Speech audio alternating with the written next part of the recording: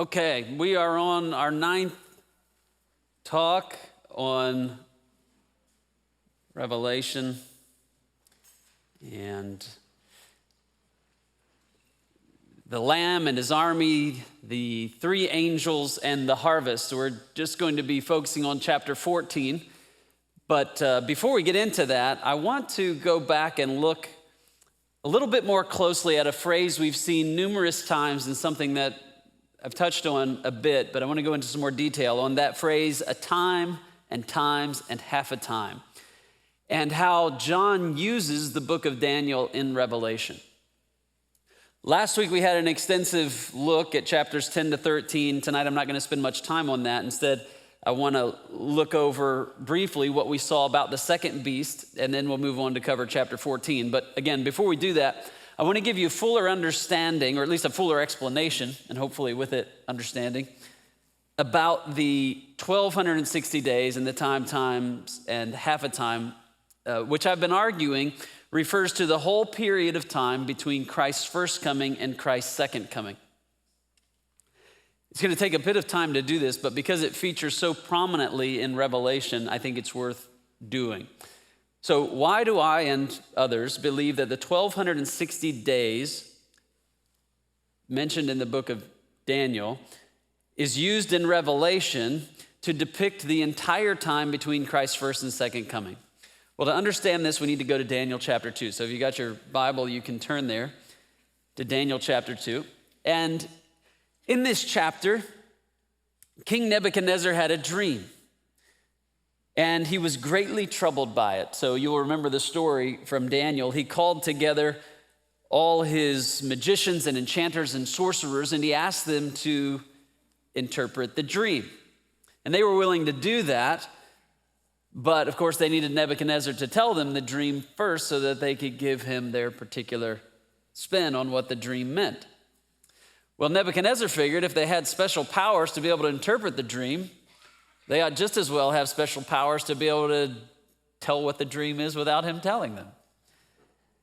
And that was, of course, greatly distressing to the dream interpreters. And they complained that no one in all the earth would be able to do that, except Daniel. So Daniel prays, along with his friends, that God will reveal to him the dream, and in fact, God does. So we pick up the story there in Daniel chapter 2, starting in verse 31. Actually, I'll have it for you on the screen as well. But you saw, O king, this is Daniel interpreting the dream to the king. You saw, O king, and behold, a great image. This image, mighty and of exceeding brightness, stood before you, and its appearance was frightening. The head of this image was of fine gold, its chest and arms of silver, its middle and thighs of bronze, its legs of iron, its feet partly of iron and partly of clay. As you looked, a stone was cut out by no human hand, and it struck the image on its feet of iron and clay and broke them in pieces. Then the iron, the clay, the bronze, the silver, and the gold all together were broken in pieces and became like the chaff in the summer threshing floors. And the wind carried them away, so that not a trace of them could be found. But the stone that struck the image became a great mountain and filled the whole earth. This was the dream. Now we will tell the king its interpretation. You, O king, the King of kings, to whom the God of heaven has given the kingdom, the power, and the might, and the glory, and into whose hand he has given, wherever they dwell, the children of man, the beasts of the field, and the birds of the heavens, making you rule over them all. You are the head of gold. Another kingdom inferior to you shall arise after you, and yet a third kingdom of bronze, which shall rule over all the earth. And there shall be a fourth kingdom, strong as iron, because iron breaks to pieces and shatters all things. And like iron that crushes, it shall break and crush all these. And as you saw the feet and toes, partly of potter's clay and partly of iron, it shall be a divided kingdom. But some of the firmness of iron shall be in it, just as you saw iron mixed with the soft clay. And as the toes of the feet were partly iron and partly clay, so the kingdom shall be partly strong and partly brittle. As you saw the iron mixed with soft clay, so they will mix with one another in marriage, but they will not hold together, just as iron does not mix with clay. And in the days of those kings, the God of heaven will set up a kingdom that shall never be destroyed, nor shall the kingdom be left to another people.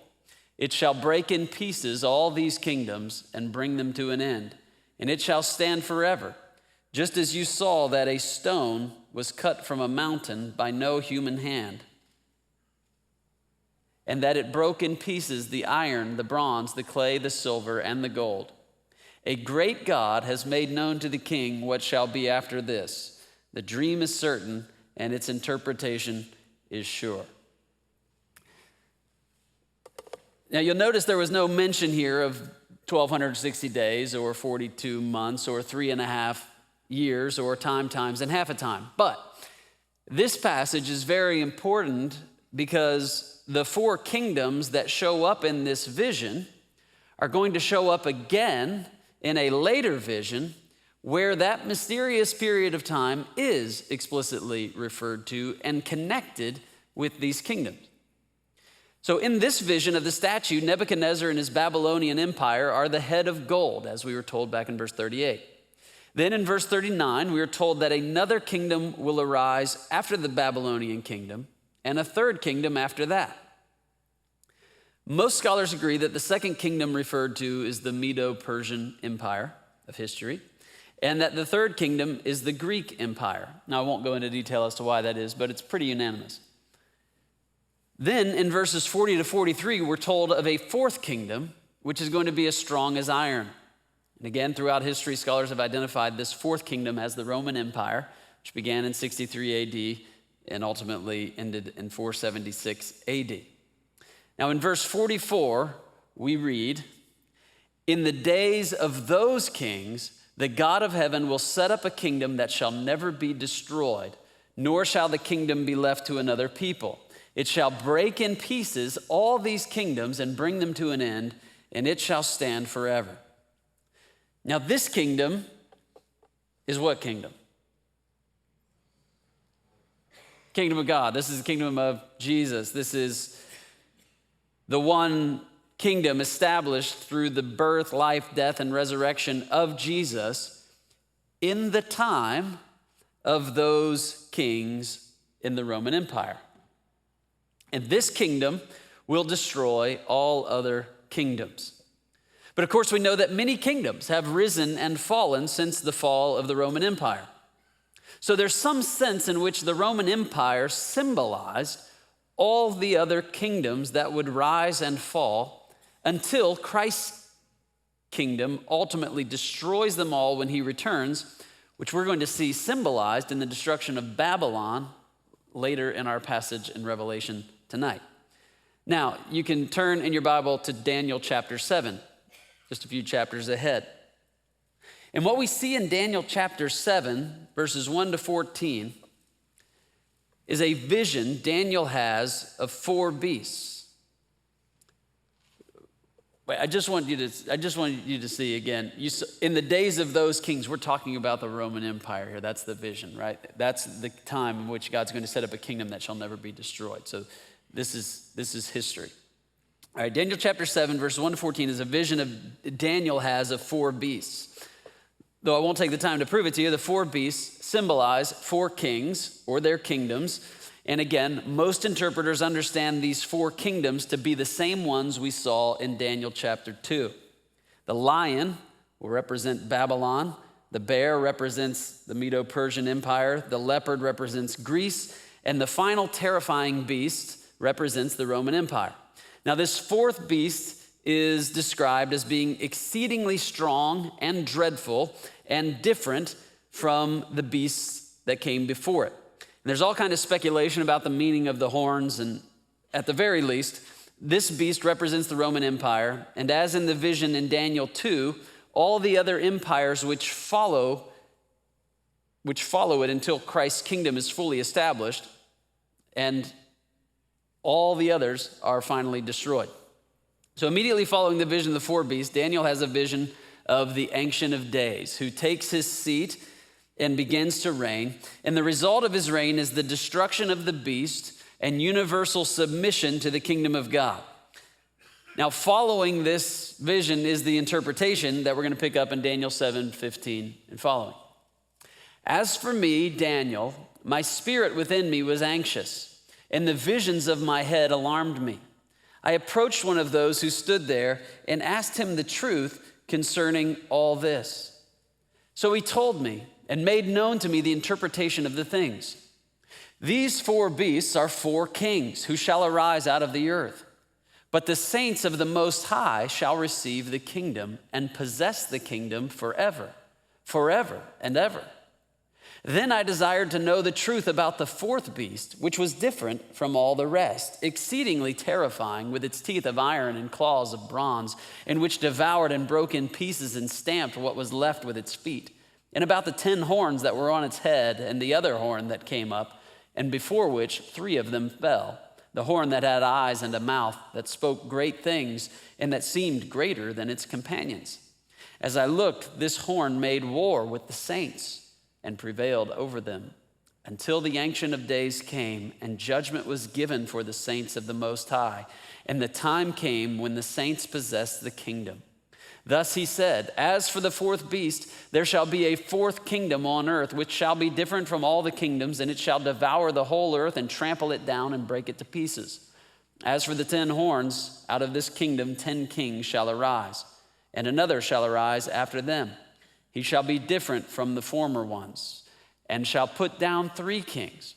He shall speak words against the Most High, and shall wear out the saints of the Most High, and shall think to change the times and the law. And they shall be given into his hand for a time, times, and half a time. But the court shall sit in judgment, and his dominion shall be taken away, to be consumed and destroyed to the end. And the kingdom and the dominion and the greatness of the kingdoms under the whole heaven shall be given to the people of the saints of the Most High. Their kingdom shall be an everlasting kingdom, and all dominions shall serve and obey them. Here is the end of the matter. As for me, Daniel, my thoughts greatly alarmed me, and my color changed, but I kept the matter in my heart. As for the 4th beast, there shall be a 4th kingdom on earth, which shall be different from all the kingdoms, and it shall devour the whole earth and trample it down and break it to pieces. As for the 10 horns, out of this kingdom 10 kings shall arise, and another shall arise after them. And he shall be different from the former, and he shall put down 3 kings. He shall speak words against the Most High, and shall wear out the saints of the Most High. Did I already read that? Yes. I couldn't tell if it was just sounding familiar or it actually was familiar. And shall think to change this. Okay, I mean to come back to this. Yes, this is the emphasis. I apologize. All right, so back in verses 21 and 22, we're told that what Daniel saw in his vision. That's funny. This horn made war with the saints and prevailed over them until the Ancient of Days came. And judgment was given for the saints of the Most High, and the time came when the saints possessed the kingdom. So this little horn, whoever or whatever it is, makes war on the saints and prevails over them until the Ancient of Days came. And then, for emphasis, we look back at verse 23 and 25, where it talks about how this 4th beast, there will be a 4th kingdom on earth, which shall be different from all the kingdoms. It shall devour the whole earth and trample it down and break it to pieces. As for the 10 horns, out of this kingdom 10 kings shall arise, and another shall arise after them. He will be different from the former ones, and shall put down 3 kings. He shall speak words against the Most High, and shall wear out the saints of the Most High, and shall think to change the times and the law. And they shall be given into his hand for a time, times, and half a time. Now, many think that this little horn represents the Antichrist and identify him with the beast that we saw back in Revelation 13. I don't think there's anything wrong with that interpretation, except that I think it's too narrow.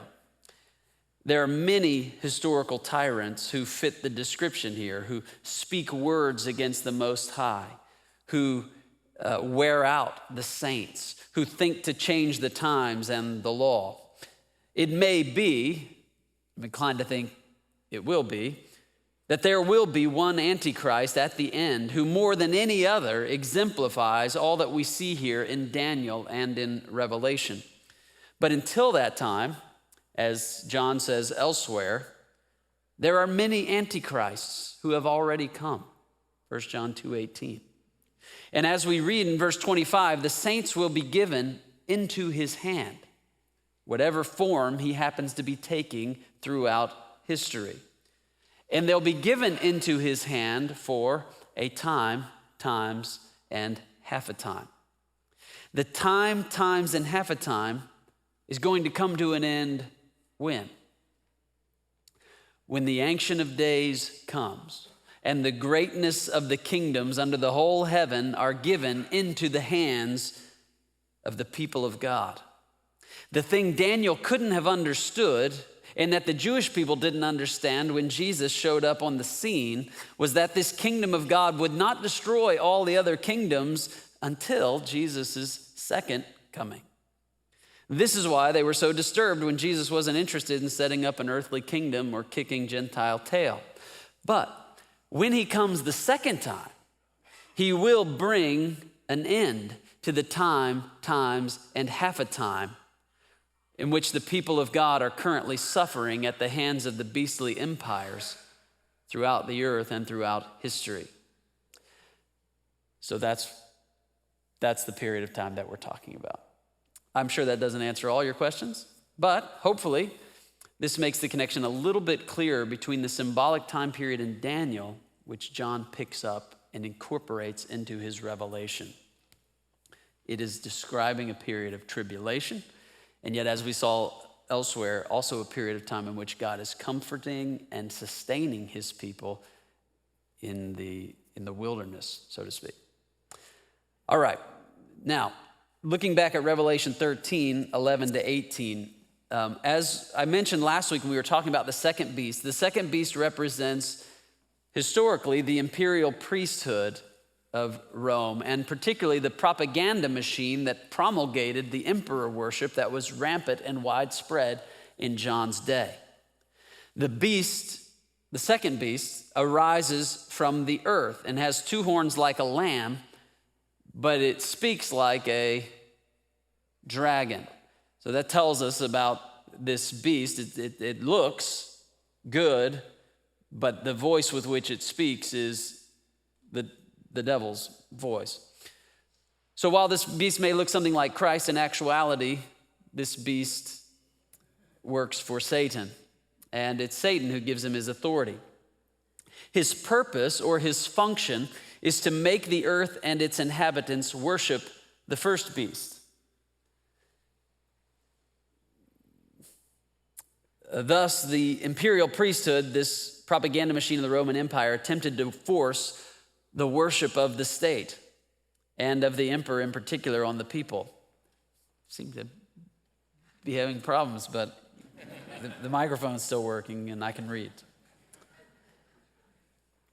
So while this is who John has primarily in view as he's writing Revelation in the first century, we ought not limit our understanding of the first or the second beast to the first century only. As one commentator writes, all who support and promote the cultural religion in or out of the church, however lamb-like they may appear, are agents of the monster or the beast. All propaganda that entices humanity to idolize human empire is an expression of this beastly power that wants to appear lamb-like. So the second beast uses several means to get people to worship the first beast. He makes people worship the beast by, 1, performing signs which enable him to deceive people. 2, giving breath to the image of the beast. And 3, causing to be killed those who will not worship the beast. And then 4, excluding from the marketplace those who won't take the beast's mark. Those first 3 represent the 3 tools that Satan basically has in his arsenal: deception, seduction, and persecution. And even the 4th one, excluding from the marketplace, is essentially another form of persecution. But through these means, The second beast is aiming to get people to ultimately bow the knee to the beast, to worship him in the place of God, where only God deserves to be. So I hope you see that's not just a future thing that's coming at the end of time. This is happening all the time. Finally, we talked about the mark of the beast itself. And as I shared with you last week, the number 666 would have called to mind the former Roman Emperor Nero through the well-known practice of gematria. However, the point of assigning this number to the man was not to say that Nero was the one and only beast, and now that he's dead, the battle is over. Rather, the point is that Nero and the empire he represented, which stood in opposition to God's empire, was beastly by nature. They were not the only empire opposed to God, and they're still not the only empire opposed to God. But they stand for all those empires, whether they be political empires, corporate empires, economic empires, or military empires, that still stand opposed to the one true God. Furthermore, the mark is not a physical mark, and we see numerous marks throughout the book of Revelation. They're not physical marks. Rather, they are symbolic of whose side we're really on in the war between the Lamb and the dragon. Though it's not visible to us, the mark is as plain in the spiritual world as if it were written across our foreheads, to whom we belong. Revelation challenges us to consider not simply whose side we claim allegiance to, but whose side we're on according to the way we live our lives and before whom we bow our knee. And that leads us to chapter 14. So you can turn to Revelation chapter 14. We'll be looking, first of all, at verses 1 to 5. Here in the opening of Revelation 14, John portrays the combatants who are called to oppose the dragon and his two beasts in this great cosmic eschatological war that's taking place. We saw in chapters 12 and 13 that the dragon and the two beasts successfully rise up and make war and conquer the people of God. But here in chapter 14, the Lamb and his people stand up to oppose them on Mount Zion. So let's read the passage and consider what the Lord would teach us here. Then I looked, and behold, on Mount Zion stood the Lamb, and with him 144,000 who had his name and his father's name written on their foreheads. And I heard a voice from heaven like the roar of many waters and like the sound of loud thunder. The voice I heard was like the sound of harpists playing on their harps. And they were singing a new song before the throne and before the four living creatures and before the elders. No one could learn that song except the 144,000 who had been redeemed from the earth. It is these who have not defiled themselves with women, for they are virgins. It is these who follow the Lamb wherever he goes. These have been redeemed from mankind as first fruits for God and the Lamb. And in their mouth no lie was found, for they are blameless. So the mention of Mount Zion in verse 1 is not random, significant. And this also is an allusion to Psalm chapter 2, which we've looked at least alluded to before. But tonight we're actually going to look at Psalm chapter 2. So you can flip over to Psalm chapter 2, keep your place in Revelation 14. Psalm chapter 2 is one of the key texts that Revelation uses and alludes to. And the reason Psalm 2 is so significant is because it depicts the victory of the Messianic king over the nations who are hostile to God. Listen to Psalm chapter 2 as I read it to you. Why do the nations rage and the peoples plot in vain? The kings of the earth set themselves, and the rulers take counsel together against the Lord and against his anointed. Doesn't this sound familiar? Like this is what we see being played out here. Against the Lord and against his anointed, saying, let us burst their bonds apart and cast away their cords from us. He who sits in the heavens laughs. The Lord holds them in derision. Then he will speak to them in his wrath and terrify them in his fury, saying, as for me, I have set my king on Zion, my holy hill. I will tell of the decree. The Lord said to me, you are my son. Today I have begotten you. Ask of me, and I will make the nations your heritage and the ends of the earth your possession. You shall break them with a rod of iron and dash them in pieces like a potter's vessel. Now, therefore, O kings, be wise. Be warned, O rulers of the earth. Serve the Lord with fear and rejoice with trembling. Kiss the Son, lest he be angry and you perish in the way, for his wrath is quickly kindled. Blessed are all who take refuge in him. This is not just a description of something that's happening at the end. This is the description of what's being played out through history.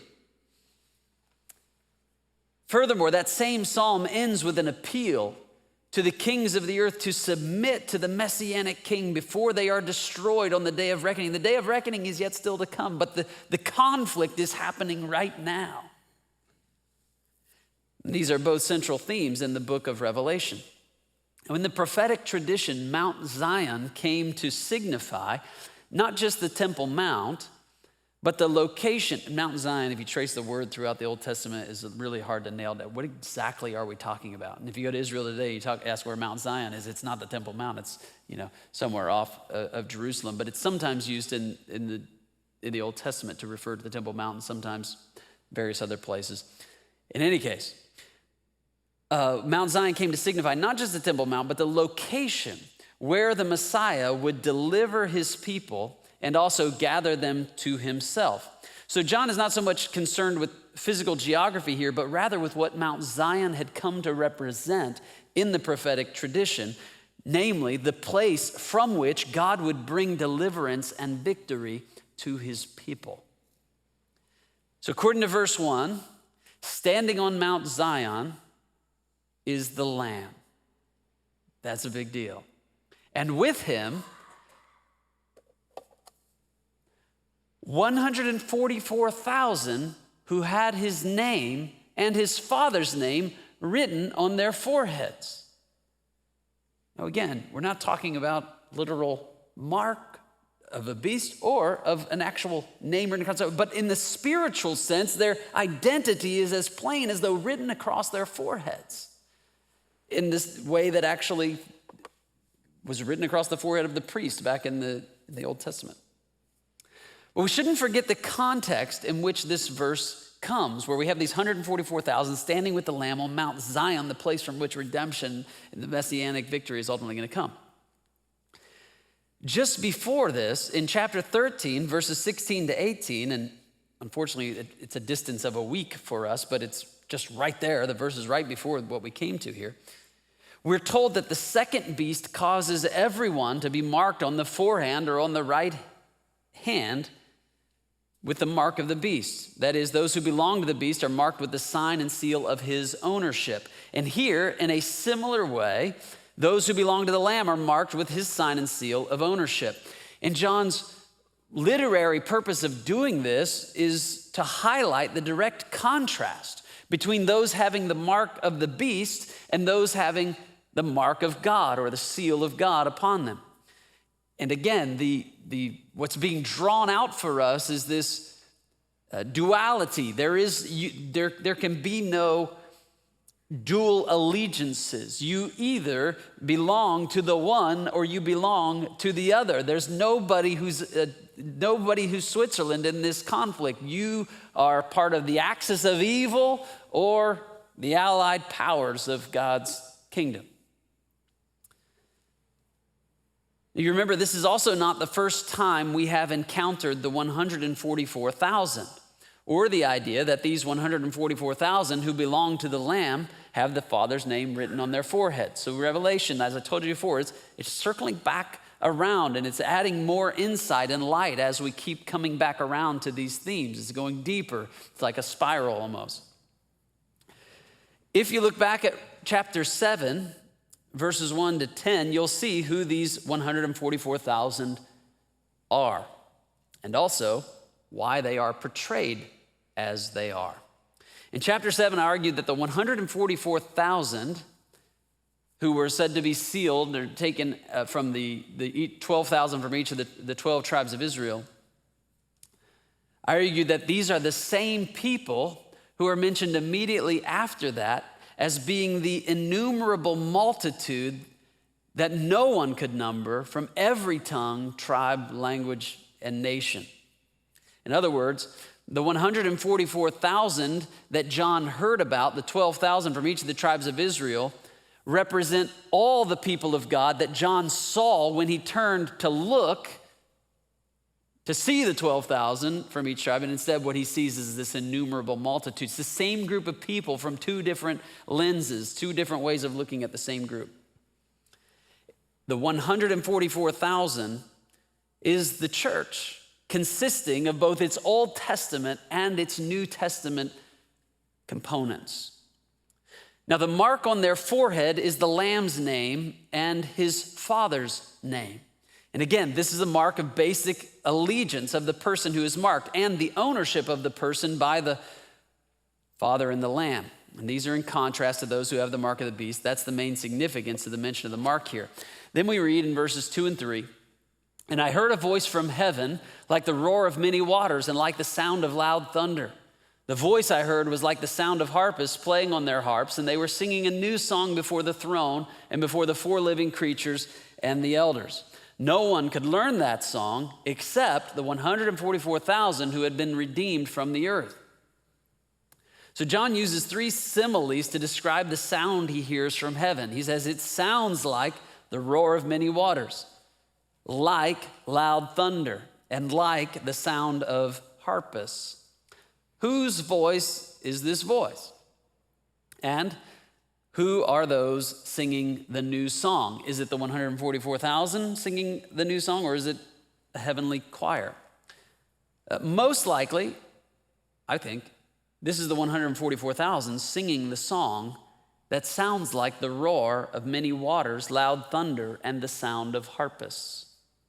I say that this is the 144,000 and not an angelic choir because we're told explicitly that only the 144,000 can learn the song. The reason that only the symbolic 144,000 can learn this new song is that only those who have experienced Christ's redemption are capable of grasping it. That is, only saved sinners. That does not include angels. Furthermore, the reason their voices are so loud is because the choir singing this song is not simply a literal 144,000, as loud as that would be, but rather a multitudinous host gathered from across the earth and history. So the great sound John hears is this symbolic 144,000 participating in the victory of their Redeemer and therefore singing his victory song.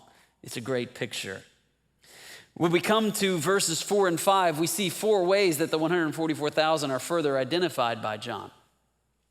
It is these who have not defiled themselves with women, for they are virgins. It is these who follow the Lamb wherever he goes. These have been redeemed from mankind as first fruits for God and the Lamb, and in their mouth no lie was found, for they are blameless. So John marks them out with these four identifying statements. First, we're told that the 144,000 have not defiled themselves with women, for they are virgins. There's nothing inherently defiling about sexual intercourse between a husband and a wife. The meaning of this, though, becomes immediately clear when we remember that the 144,000 were originally counted in Revelation chapter 7 in a way that represented an Old Testament census. And the way the Old Testament census worked was to serve as a military roll call. The purpose of it was to determine the number of fighting men. This is why the 144,000 are portrayed as adult men, when in reality, the people whom the 144,000 symbolize actually includes women and children as well. It's the innumerable multitude from every tongue, tribe, language, and nation. But here, the emphasis is on their identity as an army, a pure and holy army for a holy war. This holy war imagery explains the statement that these have not defiled themselves with women, for they are virgins. Again, John is not saying that all the redeemed will be male and celibate, thankfully. He's speaking rather of the requirements in Deuteronomy 23, 9-14, which stipulate ritual purity for all those in the Lord's army.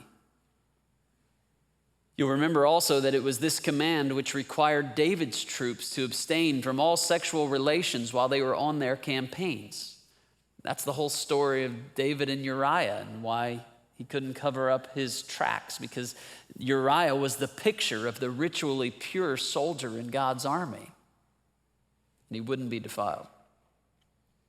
Therefore, what the symbol of virginity and ritual purity is communicating here is the moral purity of God's people in this great holy war we are fighting from the seductions of the great whore of Babylon. The 144,000 are all of God's people who are characterized by their unwillingness to compromise with the world and who have remained loyal as a virgin bride to her husband, the Lord. This is a picture of true faithfulness, and only those who are truly faithful to the Lamb will stand with him on that day. That's what John is getting across to us.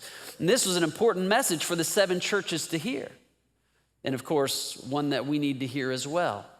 That those who compromise, those who cheat, those who straddle the fence, those who try to love the Lamb and worship the beast will find themselves on the wrong side when the Lord returns in glory. This does not mean that the Lord does not forgive our sins of unfaithfulness. Thank God he does. But the clear implication of Revelation is that those who are faithless and unrepentant clearly belong to the beast, not to the Lamb. The second way that 144,000 is described is that it is these who follow the Lamb wherever he goes. Again, this phrase implies the faithfulness of God's people. And the fact that they follow him wherever he goes brings especially to mind their willingness to follow him, even into death, as he went. Peter says, we walk in his steps, and we follow him wherever he goes. And when we trace his life, we see that he goes to the cross, that before glory is the cross. And as we follow him in the path of the cross, we also will follow him in the path to glory.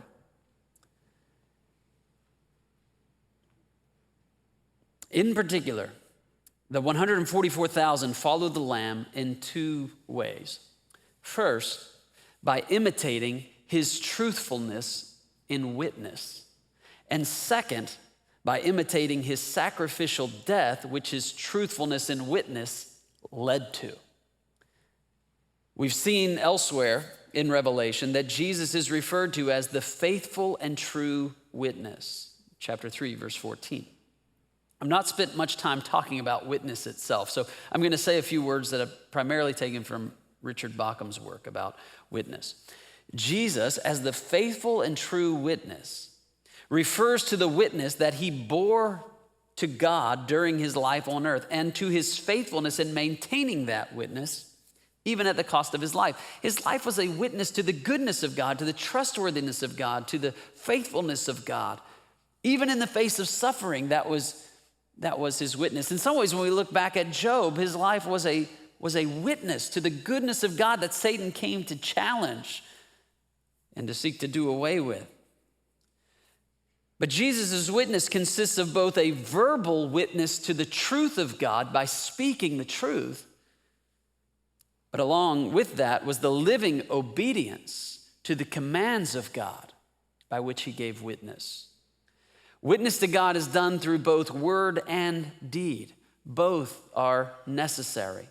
And the strong implication of Revelation, as well as the rest of the Bible, is that faithful witness to the true God will result in opposition and even death. As the Apostle Paul said, everyone who desires to live a godly life in Christ Jesus will be persecuted. Because your life is a witness to something the world does not want to recognize or acknowledge. Revelation also makes it clear that Jesus' work of witness is to be continued by his people. As we faithfully witness in word and deed to the true God and his righteousness, we will expose the falsehood of idolatry. We will expose the folly and the foolishness of following the beast. And that's, of course, why faithful witness always leads to opposition and often even to death, because no one wants their evil deeds exposed. But that's precisely the role of the church in the world, to be light in the darkness. The darkness hates the light, but it can't overcome it. The Apostle Paul says in Ephesians 5:8 and following, "For at one time you were darkness, but now you are light in the Lord. Walk as children of light. For the fruit of light is found in all that is good and right and true. And try to discern what is pleasing to the Lord. Take no part in the unfruitful works of darkness, but instead expose them. For it is shameful even to speak of the things that they do in secret. But when anything is exposed by the light, it becomes visible. For anything that becomes visible is light." The emphasis in these verses is not on exposing people per se, but on exposing their works.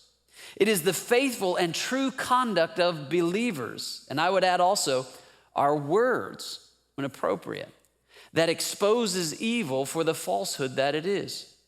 Furthermore, in this text, it seems that Paul even suggests that the light of believers' lives not only exposes darkness, but also has a transforming effect on those who see their deeds for what they are.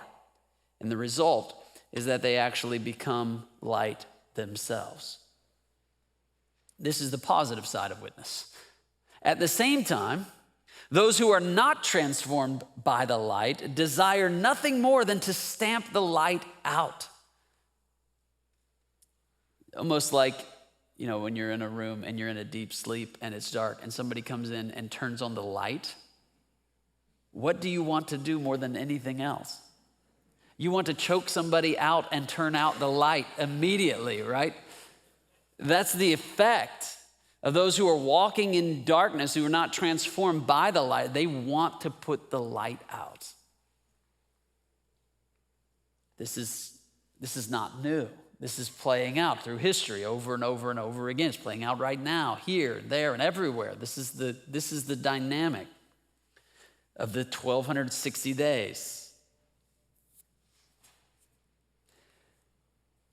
As we come back to Revelation, we see that the book is very concerned with truth and falsehood.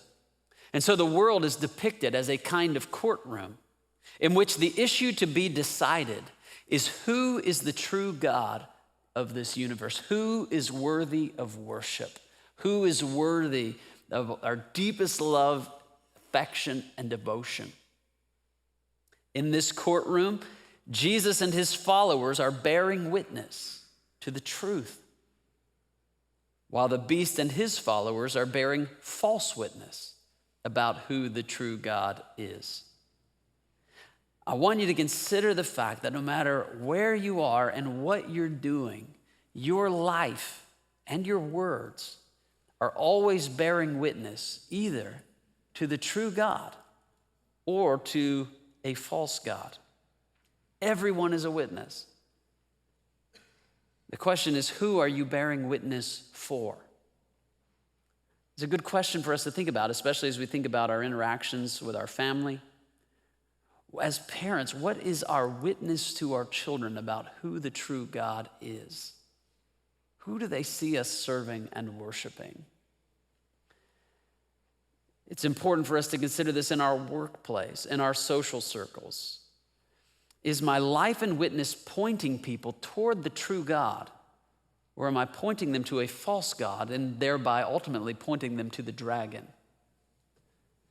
So the 144,000 follow the Lamb wherever he goes by bearing witness to the truth and by imitating his sacrificial death, which the truthfulness of witness ultimately led to. This is confirmed by what we see next in verses 4 and 5, where the third and fourth characteristics are set forth. These have been redeemed from mankind as first fruits for God and the Lamb, and in their mouth no lie was found, for they are blameless. So the third and fourth characteristics of the 144,000 of God's holy army, the innumerable multitude of the redeemed, is that they have been redeemed as first fruits, and they are blameless. The language of first fruits and the language of blameless are both sacrificial terms. The idea, of course, is not that the sacrificial death of those who follow the Lamb wherever he goes pays for anyone's sins, but rather, as we faithfully testify to the true God, even to the point of death, our sacrifice and participation in Christ's suffering and death will lead to the repentance and conversion of the nations, theme we've seen over and over again. This is the message of Revelation. Now, our calling as those who bear the Lamb's mark and name is to follow the Lamb wherever he goes. And we do so because we recognize that we're no longer our own. We've been redeemed. We've been purchased for God by the precious blood of the Lamb. Think about even in the end of the Gospel of John, where Peter is asking, where Peter basically is told that he's going to be led around where he doesn't want to go. And Peter asks, well, what about John? And Jesus is like, you just worry about following me, right? You follow me wherever I go. That's the call for every one of us individually as disciples. The path we walk may be different than our brother or sister, but wherever he leads, we are to follow. Discipleship, or following the Lamb, really does become a lot simpler, a lot more doable, if we actually believe in the core of our being that we are not our own. We were bought with a price. We actually belong to Jesus. We are his possession. He is our Lord, our King. It's not about me anymore. Can you say that? Do you believe that? I'm not my own boss. I don't just decide what I want to do. My preferences are not of supreme importance. I'm called simply to listen for the marching orders of my general and then do as he says. And if that means marching right up a hill to certain death, then that's what we do. If it means taking risks for the sake of his kingdom, then that's what we do. If it means embracing uncomfortable conditions for the sake of his kingdom, then that's what we do. If it means living somewhere not safe, doing something not interesting, being with people who are not pleasant, this is what we do because he's the Lord. And you're his. You're his servant. You're his soldier. Do you think about discipleship this way? I confess I often don't, but it's good to be reminded. This is our calling, to follow the Lamb wherever he goes. And based on what his life looked like, I can expect that it's going to entail a good deal of discomfort, a good deal of interacting with unwashed sinners, a good deal of persecution, a good deal of suffering, and a good deal of glory. And so can you. This is what being a soldier in the Lamb's army entails. Our victory is the victory of truthful witness maintained even as far as sacrificial death, suffering for the sake of the kingdom and for the conversion of the nations. Not every faithful witness will actually be put to death, but all faithful witness requires the endurance and the faithfulness that will accept martyrdom if it comes. And that brings us to the messages of the three angels. Revelation 12 to 14 is describing the messianic war taking place from Christ's first coming, as depicted in the story of the woman and the dragon, to his second coming, as is going to be depicted in the great harvest at the end of chapter 14. Chapter 13 told us all about the beast and the war he's waging against the Lamb and his army. Chapter 14, verses 1 to 5, described for us the Lamb's army and the celebration of their ultimate triumph. What we find when we come to verses 6 to 11 is the effect of the Lamb's army's suffering witness to the nations. The effect of their witness is depicted in 3 angelic proclamations. The first angel announces a last opportunity to repent. The second announces the fall of Babylon the Great. And the third announces the eternal torment awaiting those who worship the beast. The conflict between the beast and the Lamb's army confronts the nations with a choice. Either heed the witness of the faithful martyrs and repent of idolatry and wickedness, or face the judgment of God as it's depicted in verses 8 to 11. So let's take a look at the first angel and his message in verses 6 and 7. Then I saw another angel flying directly overhead with an eternal gospel to proclaim to those who dwell on earth, to every nation and tribe and language and people. And he said with a loud voice, "Fear God and give him glory, because the hour of his judgment has come. And worship him who made heaven and earth, the sea, and the springs of water."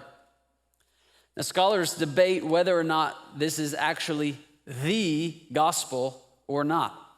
Some would say that this eternal gospel that he refers to is not the gospel of God's redeeming grace in Christ Jesus, but rather simply a summons to fear, honor, and worship the Creator.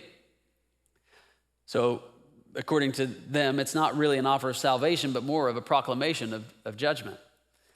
I'm going to disagree with that position and say that when the angel proclaims an eternal gospel to the nations here, he is proclaiming the only eternal gospel we know. It is good news. The fact that this proclamation goes out right as the angel is also declaring that the hour of God's judgment has come suggests that even on the verge of the final judgment, God is still reaching out to people and calling them to himself from all the tribes, tongues, languages, and nations. One commentator suggests that it is the church and its suffering witness, which is the earthly reality corresponding to the flight of this angel and his proclamation. So we have in the heavenly realm, the angel is making this proclamation, but in the earthly realm, it is the church who is making these announcements.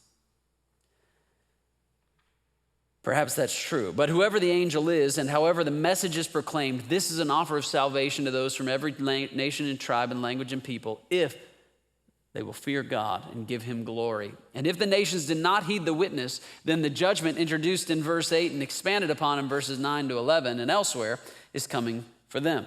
So in verse 8, we encounter the second angel with its message. Another angel, a second, followed, saying, "Fallen, fallen is Babylon the Great, she who made all nations drink the wine of the passion of her sexual immorality." Here we meet Babylon for the first time.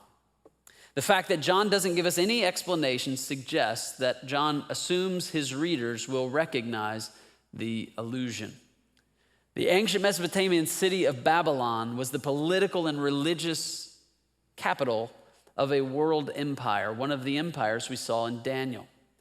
It was renowned for its luxury and for its moral corruption. But above all, it was the great enemy of the people of God. For the early church, Rome was the Babylon of their day. And we will see this clearly when we come to Revelation 17. But Rome was only the latest manifestation of the oppressive and idolatrous Babylon, because we're told here that its fall awaits the end of history.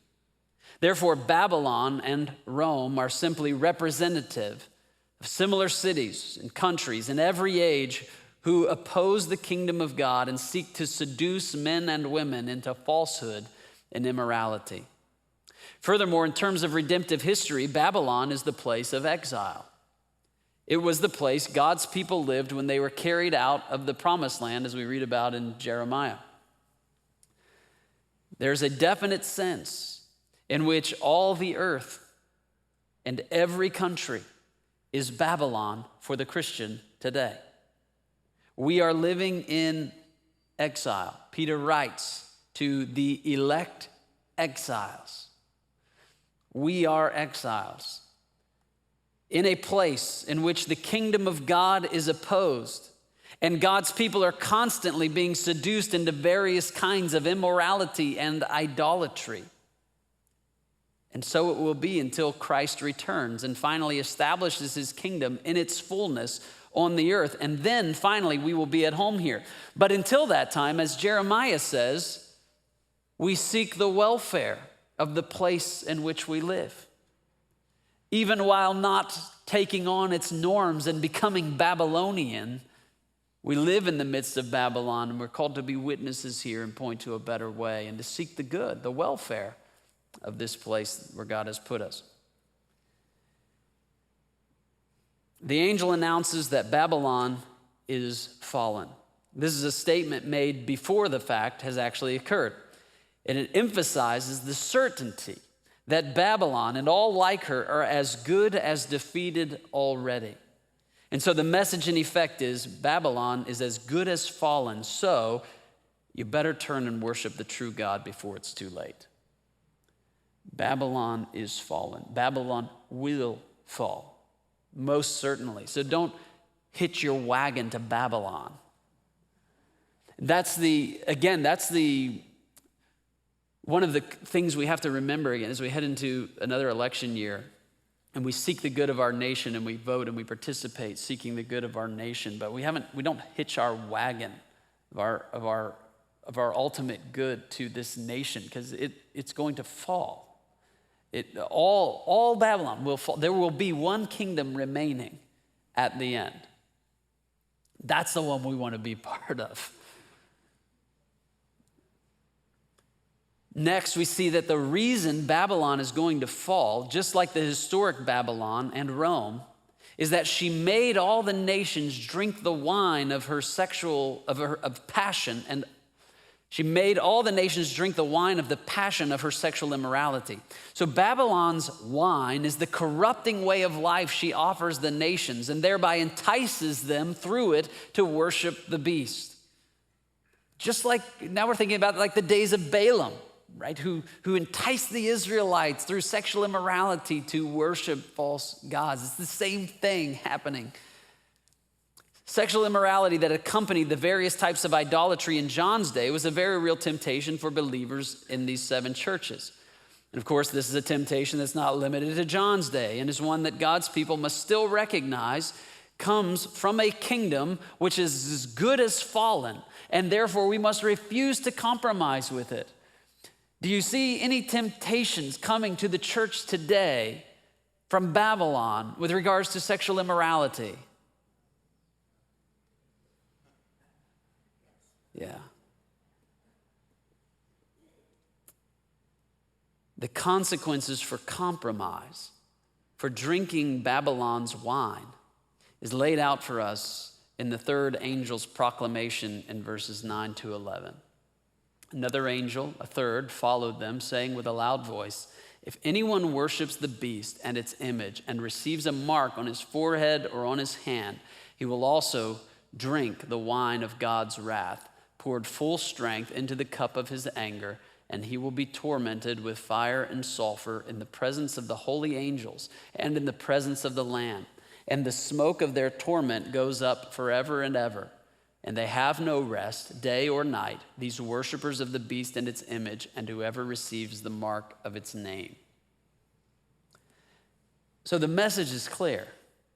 And it is a message aimed first at the church of Jesus Christ. If you want to drink Babylon's wine of immorality, then you must also be prepared to drink the wine of God's wrath. They go together. John is not saying there's no forgiveness for those who compromise with the beast or who fall into sexual immorality or even into the worship of false gods. But what he does say is that the unrepentant will share in the fate of the beast they worship. That's why he says in verse 12, and this is not the first time we've seen this, "Here is a call for the endurance of the saints, those who keep the commandments of God and their faith in Jesus." In light of the fact that the gospel must be proclaimed to all the nations through their suffering witness, in light of the fact that the gospel In light of the fact that there is a judgment coming for all those who unrepentantly identify themselves with the beast, you Christians must endure. And the message isn't primarily for those outside the church, but rather as a message of judgment they themselves may face if they give in to the enticements of Babylon and the threats of the beast. Yes, you may lose your job if you don't offer incense to the emperor, he says to the first churches. Yes, you may lose your life if you refuse to call him Lord. And as he says in church in our day, yes, you may lose your tax-exempt status if you refuse to hold to the biblical line on what faithful sexuality looks like in this context. But remember Jesus' words in Luke 12:4-5. Do not fear those who kill the body, and after that have nothing more that they can do. But I will tell you whom to fear. Fear him who, after he has killed, has authority to cast into hell. Yes, I tell you, fear him.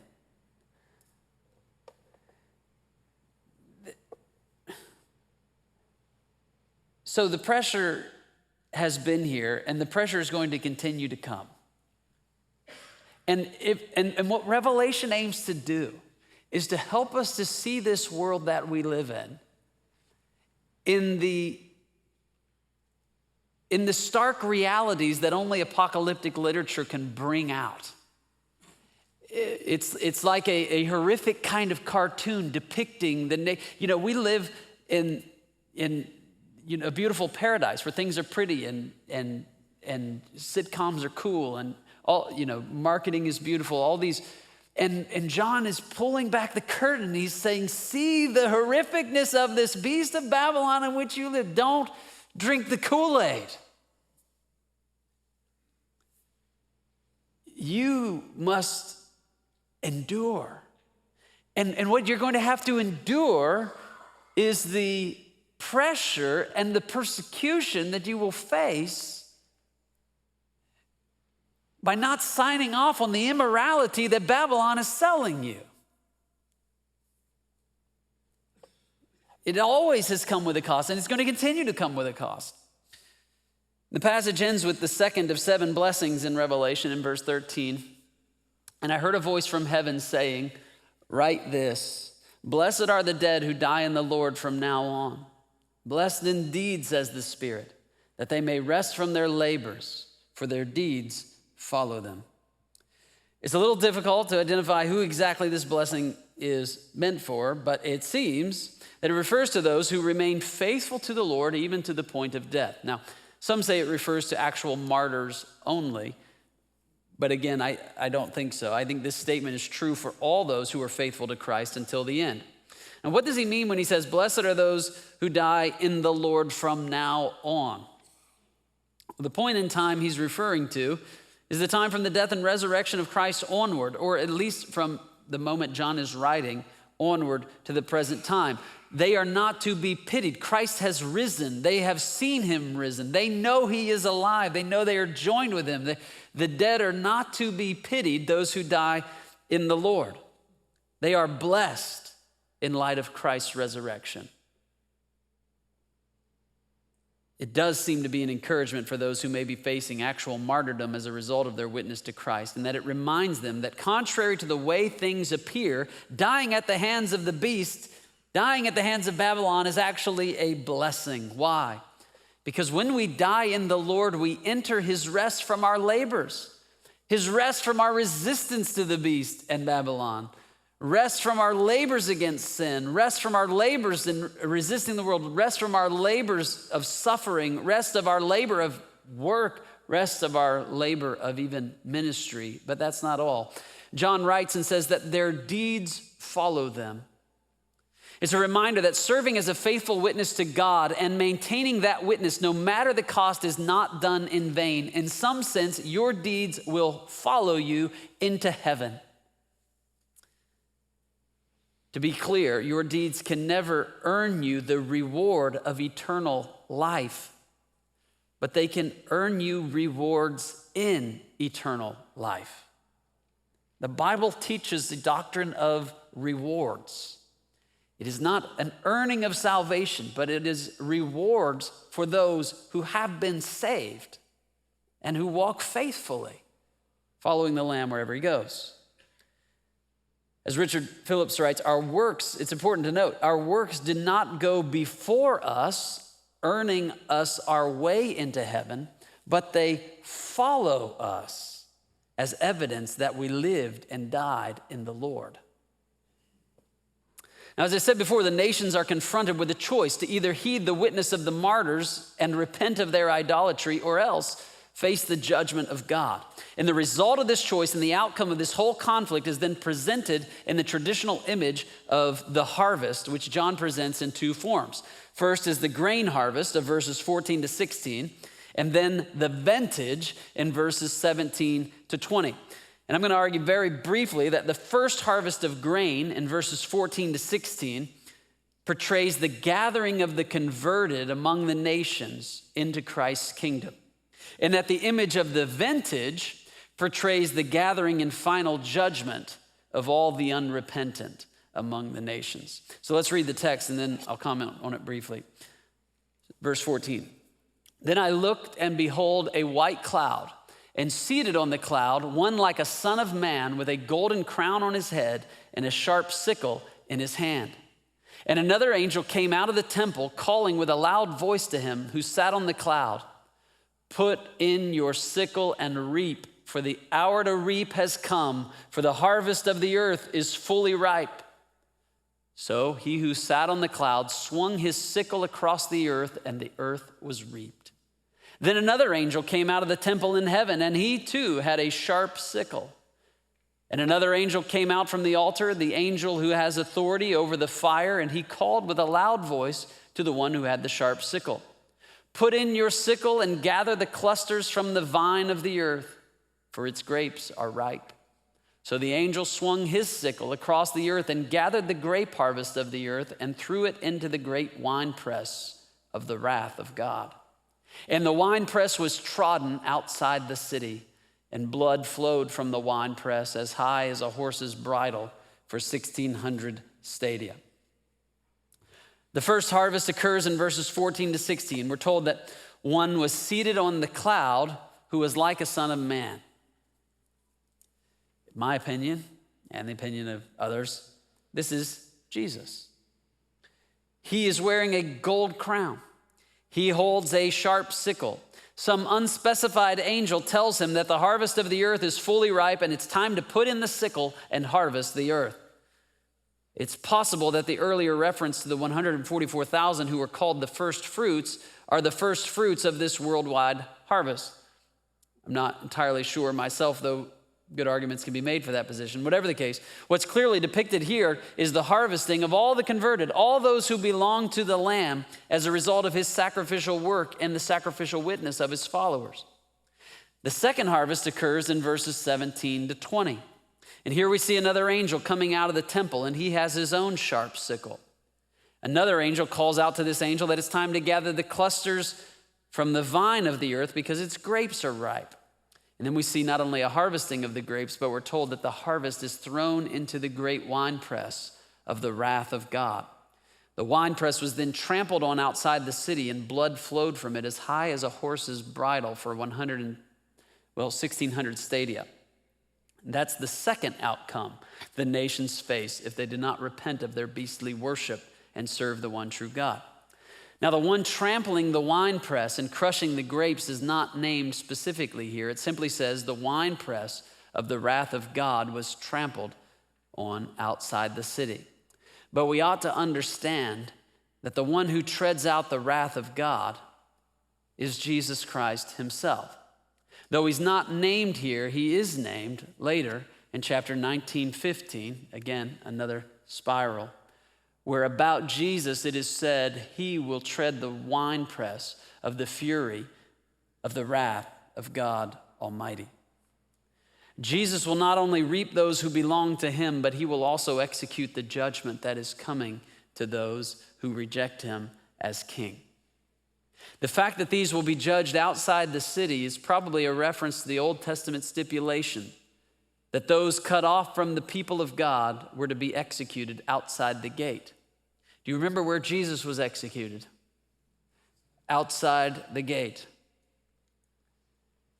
Either Jesus suffered and died outside the gate for you, or you will be taken to suffer and die eternally outside the gate for your own sins. Furthermore, we're told in Revelation 22 that the faithful will go through the gates into the city, while sinners must remain outside. As Christ tramples the grapes of wrath, we read that there will be an enormous outpouring of blood. It will flow as high as a horse's bridle and as far as 1,600 stadia, which is about 184 miles. There are quite a few hypotheses as to what the significance of these numbers are, but I'm going to say that the significance is that this judgment is going to be huge, and it's going to be unlike anything ever seen before or seen again. Everyone will be harvested, either to eternal bliss or to eternal judgment. As we've seen before, there are only two possible allegiances one can have in this life, and as we've seen today, there are only two possible outcomes. Devote yourself to the Lamb and Him exclusively, and though you will suffer in this life, you will enter into eternal rest. Devote yourself to the beast, and though you may have it easy in this life, you will enter into eternal torment. It's not only a message that should encourage the church to persevere in faithfulness to Jesus Christ, but it's a message that ought to encourage us to be faithful also in our witness to those whom we know are not devoted to Christ today. Let's pray. Lord, we thank you for what you make plain in your word, that it's you or the enemy, that it's heaven or it's hell, that it's faithfulness or it's betrayal, that it's life or it's death. And sometimes we get confused in the muck and the muddle of busyness and life and so many complicated matters in this world. And we thank you for just pulling back the curtain and letting us see plainly what it's all about. Help us to be faithful to you, to follow you wherever you lead us. Help us not to turn away when being light in the world brings the wrath of the darkness. Help us to actually be light in our words and through our actions, to testify with our lives that there is none greater than you, none more worthy of our devotion than you, none more worthy of our trust than you, none more worthy of serving with our whole lives than you. And help us also to be faithful with our words, to point people to that good news, that eternal gospel, by whom the worst of sinners be saved freely, at no cost to them because of the great cost to you. We look forward to the day of the harvest, Lord. But until that day, may we be faithful to proclaim this gospel among the nations, that that harvest might be greater, that hell might be plundered. To your glory, we ask these things in Jesus' name. Amen. All right, we won't see you next week, but in 2 weeks, enjoy Thanksgiving next week in our service. And, see you next time.